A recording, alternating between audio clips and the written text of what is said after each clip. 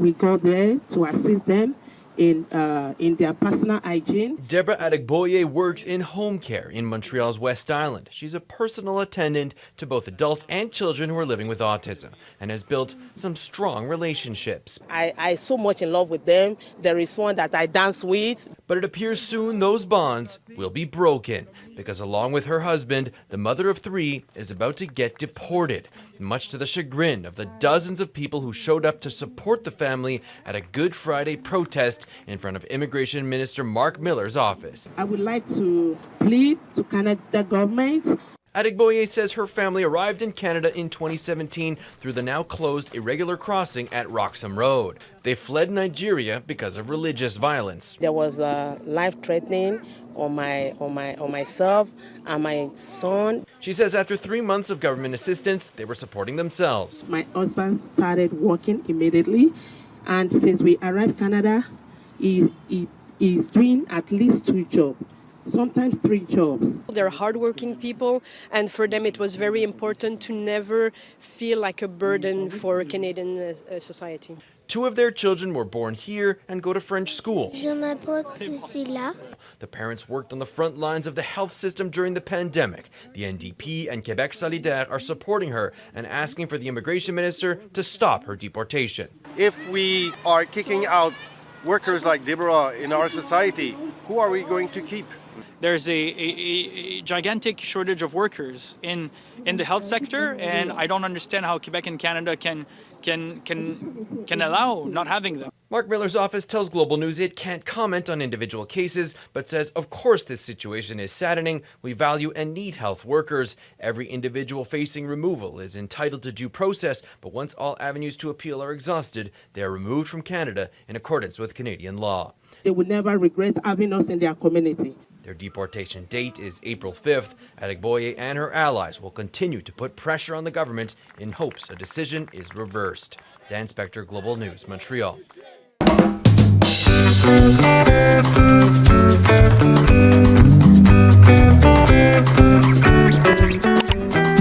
Hello guys, Flaky here, and you all welcome back again to the channel. Happy holidays, happy Easter, and I pray that the death of Christ and the resurrection of Christ over her life will not be in vain in the name of Jesus. Thank you guys for always coming back to watch my videos, and if this is your first time on this channel, please do well to join the family, like, subscribe, and share all of my videos with your loved ones. They will definitely get an information or two from the videos I'm sharing. Let's talk about that video that you just saw. Let's talk about that video. And I would like to link this video to, you see, one thing with life, thank God for inspiration. You don't have to do what other people are doing. I didn't know this is going to happen. I didn't know this video is going to come up when I posted the last video about asylum seeking. Can you guys relate these videos? Can you relate those videos? Like, just link them together. So let's develop on that past video that I made. If you guys have not watched anything about that video, like the last video I uploaded, please go back and watch that video. Go back and watch that video, guys. I didn't know this is going to happen before I posted the last video I posted last week. If you have not seen the last video I posted before this very one, please go back and watch it. I talked about asylum seeking in Canada, like it is with other countries in the world. I never knew this is going to happen. I am so shocked when I saw this, like when I heard about this news, and I eventually had to like Google search, and I found this video online. I didn't know this was coming at all. You see, I never knew this was coming, and this was not, I didn't even plan on creating content this week, but we have to address this. Did you just see that video? This is really heartbreaking, guys. This is what I'm talking about, asylum seeking and all this stuff. But in this case, guys, let's talk, let's rub mind. What do you think is wrong here? Because it's actually, I will say it doesn't feel right. How will you decide to send people back home after 6 good years? It shouldn't take this long. If you know you're not going to like accept them here, you're not going to accept them to become a part of your community, become a part of the citizen here, then why allow them wait for that long? Their trial shouldn't take that long. It shouldn't take 6 years. Guys, what do you think? This is heartbreaking, and I think the government is being callous and because this isn't fair, to be candid. Now, what will happen to these people? They are still pleading. And guys, their deportation is supposed to hold on the 5th of April, and today is 1st of April. As I am making this video right now, I haven't had any other updates. Maybe I will check later, but there is no update yet, and people are actually fighting for them. People are coming out for them. All these associations and societies, all these organizations are actually fighting for them. People are fighting for them. Like, people that are already here are fighting for these people. I just do hope that they get the justice. Like, the government just look back on their decision and decide to put these people, like, decide to let them stay. Because in the real sense of it, guys, let me shock you. These guys have been here, these couples have been here before COVID. COVID happened in 2020, and these people have been here since 2017. And according to what I know, not just what I know, what I have seen, I have quite some number of friends here now, like friends that came in through this asylum seeking and are already permanent residency, because during the COVID, they served, they worked as a care worker. They worked as care worker during COVID, and because of that singular act, because they risk their life when other people are staying indoor, when the white people cannot even work, when they decide to stay away from this sickness, the blacks, the immigrants, the refugees, and some otherwise that their professions are actually in the healthcare category, they are the forefront of this pandemic, working, saving people's life and risking their own life. And because of that singular act, a lot of people that worked as a care worker during that COVID, like, I have seen thousands of them, I have seen hundreds of them, I knew tens of them personally. Lots of them were given permanent residency based on that singular act. Like, they overlooked every other thing. Because they worked, they risked their life during that COVID, they gave them permanent residency. And this couple, like these same people, according to that video, if you watch that video very well, these people worked during COVID also. And the wife still works as a care worker. She works as an orderly. They call it orderly. So she works, like, she's in the healthcare. And this is a job that they have shortage of people right here in Canada. Their healthcare is like short of staff. They are really short of staff. And they are letting go these people. This couple came in with a child. And right here, they've given birth to two children. Two children that are now citizens, of course. And these children are learning, they are going to French school. Like, they are already part of the community. So what do you tell people that have been here for good 6 years? Guys, what do you think about it? Like, let me know what you think in the comment section. Is it that the government is, like, doing this on purpose? Because if these people have been here before COVID and they've worked in the same sector other people have worked and they were given PR, why were they not given when others are given? I was discussing this with my husband yesterday, and we were like, this something doesn't seem right. It's like this, the government already knew these people are not going to be staying.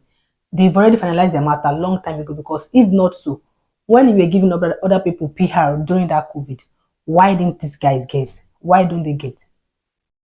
So for you not to give them the PR at that time, then that means something is actually wrong, and you already know you're not going to give them. And COVID has been how many years ago? This is 2024.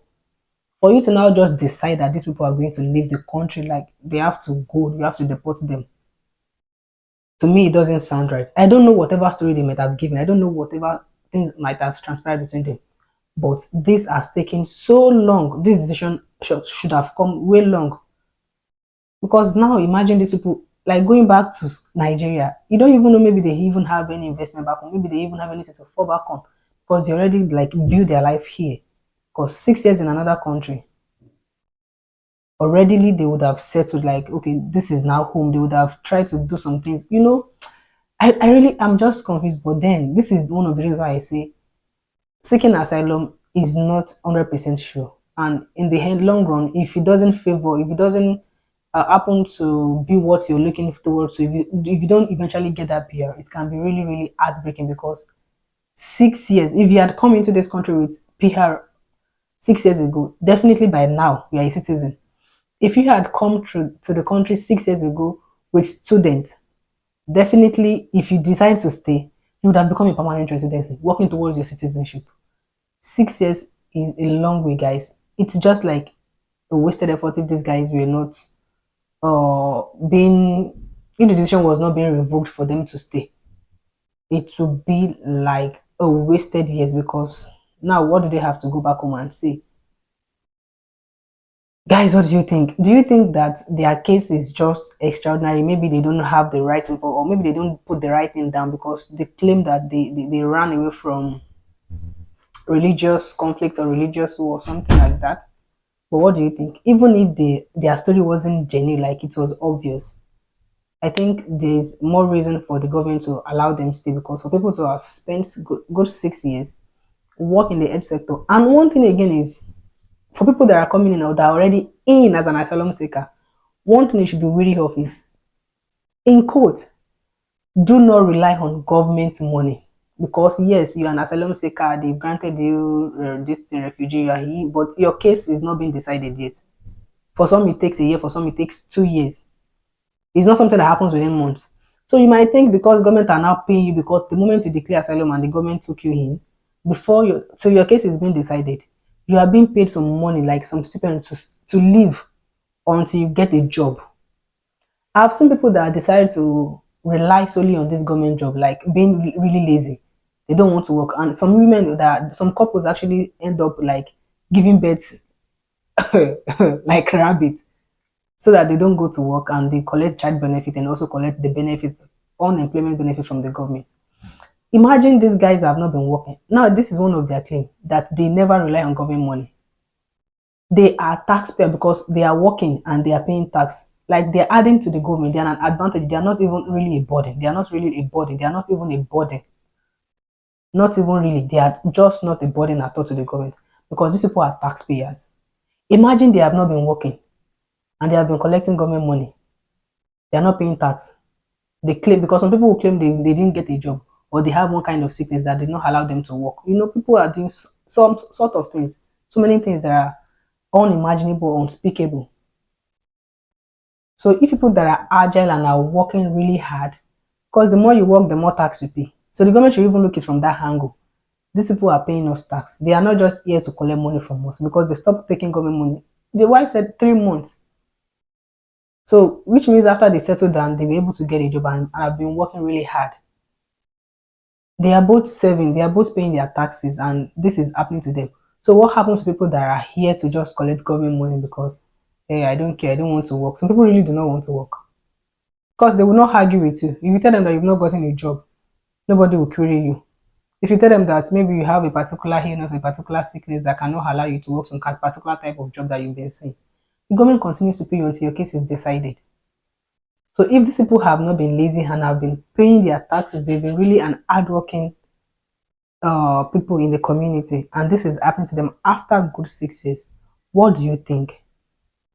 Like, I hate to be a bearer of bad news, but this is one of such news that makes me reconsider, makes me pity people that are coming in to claim asylum. Of course, a lot of people are getting their permanent residency through this route, but the few unfortunate people that are being deported back home, what is their fate? And this is not the first one. There are even some scary ones. There was one of a man that got married to a white woman. They already gave birth to a child, but they didn't update their profile. The man didn't update his profile that he's being married to a citizen before the decision to deport him came in. And at that point, he had to leave Canada totally. If he has to come in, they will file for him another way, like another case file. So things like this are really happening, and people are being separated from their loved ones, because in that man case, he's being separated from the wife and the child. Things are happening, guys. Things are happening. What do you think? Do you think the government is being like just so inconsiderate, or do you think the family has made a huge error in their story, in whatever they put down when they came into the country? What do you think? And guys, I want you to help these people with prayer. This is not the time to judge what child they came in with, or what child they didn't, or what action they did, or what action they didn't do. What we are praying for, and according to the communities here that are fighting for them, writing petition to the government, is that the government reverse that order to remove them. They should reverse the removal order and allow them to stay, allow them to continue their life here. And I'm also praying that this happens to them, because I don't even know, I don't even care what they might have done wrong, but I hope the government get it right and just allow these people to stay, because in a way they are adding to the economy.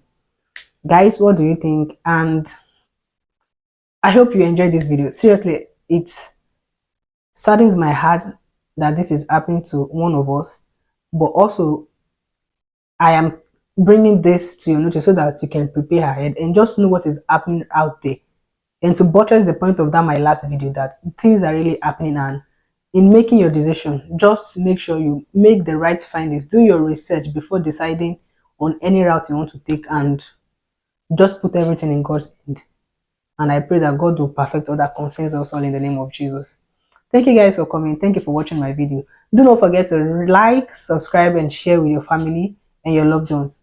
And until I come your way again, I remain your girl Flaky. Bye for now.